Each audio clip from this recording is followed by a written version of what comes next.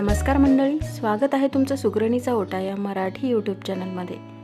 आज मी तुमच्यासोबत शेअर करणार आहे इडलीसोबत, डोसासोबत, मेदूवड्यासोबत आवडीने खाल्लं जाणारं आणि अनेक साऊथ इंडियन डिशेससोबत खाल्लं जाणारं सांबारची रेसिपी।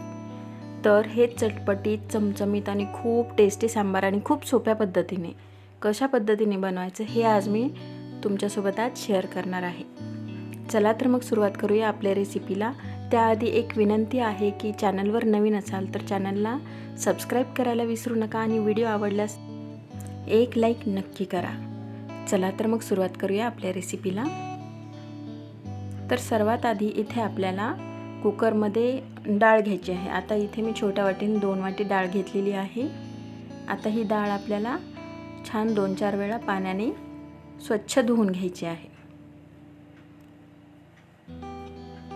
आता आपली डाळ धुवून झालेली आहे। आता यामध्ये आपल्याला टाकायचे आहेत 2 कापून घेतलेले टोमॅटो, थोडंसं तेल जेणेकरून ते बाहेर येणार नाही कुकरच्या, आणि थोडीशी हळद। तर हे सर्व एकत्रितपणे आपल्याला शिजवून घ्यायचं आहे। तोपर्यंत आपण इकडे तयारी करूया सांबारसाठी। इथे मी थोडीशी चिंच वाटीमध्ये पाण्यामध्ये भिजू घातलेली आहे, हे आपण भिजायला ठेवू। त्यानंतर मिक्सरमध्ये आपल्याला थोडंसं खोबरं, एक 15-20 लसूण पाकळ्या आणि 2 इंच अद्रक हे बारीक करून घ्यायचं आहे। हे आपल्याला खूप बारीक करायचं नाही, थोडंसं याला जाडसर ठेवायचं आहे। हे अशा पद्धतीने थोडंसं जाडसर आपल्याला ही पेस्ट ठेवायची आहे। तोपर्यंत आता मी इथे भाज्या कट करून घेतलेल्या आहेत। कांदा, टोमॅटो, बटाटा, भोपळा, कोथिंबीर आणि तुमच्या आवडीने अजून भाज्या ॲड करू शकता। आणि इथे मी थोडीशी शेवग्याची शेंगही वाफवून घेतलेली आहे। तर आपली डाळही शिजून तयार आहे।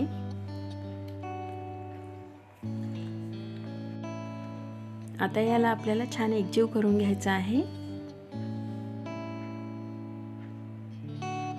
तर आपली डाळ, टोमॅटो एकजीव करून झालेला आहे। आता यामध्ये आपल्याला टाकायचा आहे सांबार मसाला। आता मी इथे एव्हरेस्टचा सांबार मसाला यूज केलेला आहे, तो मी या डाळीमध्येच टाकते आणि त्याला छान मिक्स करून घेते।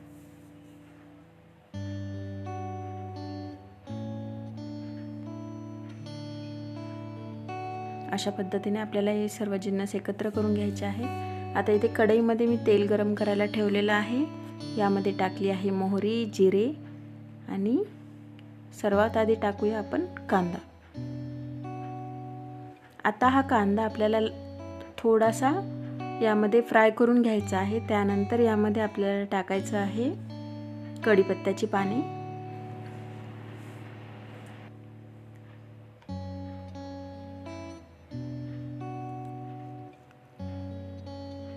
यानंतर आपल्याला हे आपण लसूण, खोबरे आणि अद्रकची जे वाटण केलं होतं ते आपल्याला यामध्ये टाकायचं आहे आणि हलकसं लालसर होईपर्यंत त्याला आपल्याला परतून घ्यायचं आहे। खूप जास्त याला परतायचं नाही आहे, अगदी थोडंसं हलकं परतल्यावर आपल्याला यामध्ये टाकायचे आहेत इतर भाज्या ज्या आपण कट करून घेतलेल्या आहेत। आता बटाटा, भोपळा थोडासा शिजायला वेळ लागतो, तर हा तेलामध्ये आधी सॉफ्ट होईपर्यंत आपल्याला याला परतून घ्यायचा आहे। घाई करायची नाही। जेव्हा आपण ह्या भाज्यांना फोडणी घालतो तेव्हा त्या भाज्यांना नरमपणा, एकजीवपणा या फोडणीमध्येच आला पाहिजे, ही काळजी घ्यायची, तर आपल्या सांबारला उत्तम चव येते। आता आपल्या भाज्या छान यामध्ये मऊ झालेल्या आहेत, एकजीव होत आलेल्या आहेत, शिजत आलेल्या आहेत। यामध्ये मी थोडीशी कोथिंबीर टाकलेली आहे आणि अजून त्याला छान एकत्र करून घेतलेला आहे। तुम्ही बघू शकता आता आपल्या सर्व भाज्या मऊ झालेल्या आहेत। आता यामध्ये आपल्याला टाकायची आहे हळद, लाल तिखट, तुमच्या आवडीनुसार कमी जास्त करू शकता हे, आणि सांबार मसाला।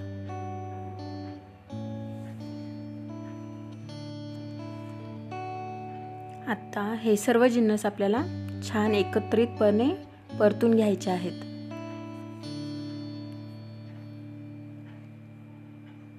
याला 1 मिनिटभर आपण एकत्र शिजू द्यायचं आहे, जेणेकरून याची टेस्ट पूर्ण आपल्या भाज्यांमध्ये उतरेल. आता जी आपण चिंच भिजायला टाकली होती ती थोडीशी चुरून मी त्याचं पाणी यामध्ये टाकलेलं आहे आणि यामध्ये अगदी थोडासा मी गूळ टाकते आहे. आता काही जणांना गोड सांबार आवडत असेल तर ते गुळाचं प्रमाण वाढवू शकता. मी अगदी थोडंसं चवीपुरतं एक छोटासा तुकडा टाकलेला आहे आणि हे एकत्र आपल्याला छान करून घ्यायचं आहे.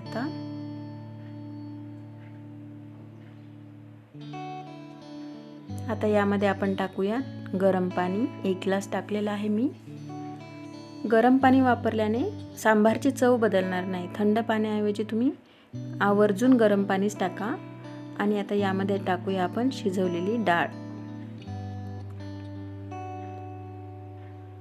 यामध्ये थोडासा मला हे घट्ट वाटत आहे, मी अजून थोडं पाणी टाकते. तुम्हाला किती थिकनेस हवा आहे त्यानुसार पाण्याचं प्रमाण कमी जास्त ठेवू शकता.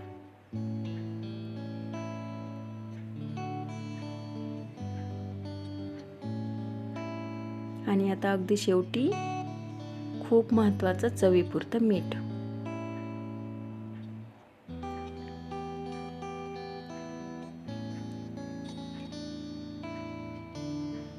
थोडीशी कोथिंबीर आणि आता याला छान उकळी यायला मंद आचेवर आपल्याला हे सांबार ठेवून द्यायचं आहे. यामध्येच आपण शेवग्याच्या शेंगाही टाकलेल्या आहेत. तर आता हे आपल्याला छान उकळी येऊ द्यायचं आहे. आता हे बघा, यामध्ये सांबार झालं हे कसं ओळखायचं, तर यावर जी तुम्हाला तेलाची पातळ लेअर दिसते ना, त्यावरून समजायचं की आपलं सांबार अगदी रेडी आहे. आता हे आपण सर्व करून घेऊया. आणि हे खायला खूप सुंदर लागते, खूप यम्मी, चमचमीत, अगदी चटपटीत सांबार आहे. तर मैत्रिणींनो, हा व्हिडिओ तुम्ही कसा वाटला हे मला कमेंट करायला नक्की विसरू नका. तोपर्यंत मस्त खा, मस्त राहा, आनंदी राहा. चॅनलवर नवीन असाल तर चॅनलला प्लीज सबस्क्राईब करा आणि बेल आयकॉनला क्लिक करा, जेणेकरून मी नवीन व्हिडिओ टाकेल तेव्हा तुम्हाला त्याचं नोटिफिकेशन मिळेल. तोपर्यंत धन्यवाद.